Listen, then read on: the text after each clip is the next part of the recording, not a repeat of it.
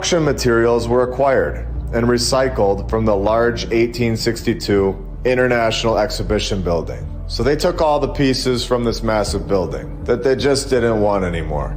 In my opinion, the buildings both have the exact same material. So they are trying to attempt to explain why this is the case by saying that they just went over to the other one, took the other one apart, and used it for this one, when in reality, they were built by the same old world civilization. So let's pretend it's 2024, and we make a new construction company called Your Everyday Palace Construction Company, and they have zero money, and just start ripping apart the SoFi Stadium. And they build a little miniature version of it. And we all agree that this is a great idea, and totally normal and acceptable. Are we all on the same page that that is ridiculous? Okay, good. Let's continue. In 1863, 3 years later, they begin to try and explain away why this palace sits on top of a hill, which is very interesting because we all know about the hills and how they most likely are just grass, covering bigger structures under what we can see, especially when this is installed into the narrative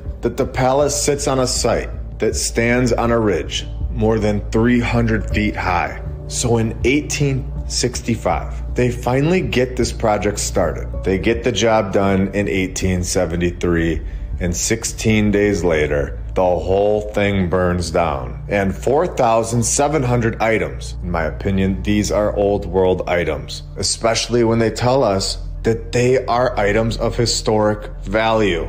These items, in my opinion, were never even in this building. They probably still have these items, but we're told they were all destroyed in this fire that happened 16 days after the palace is done. Here is where we find a massive logistical slip-up by the narrator. We were told that the entire building was supposedly destroyed on the inside, saying that only the outer walls survived. And we were told that the palace took 8 years to build. Well, in 1873, the fire took place. They had to clean the entire place up, plan out a new one, and get the job done somehow in the 1800s, before the power tool was invented, and get this reconstruction project done in less than 2 years. A massive slip up. This right here, in my opinion, proves that this entire story is all a lie.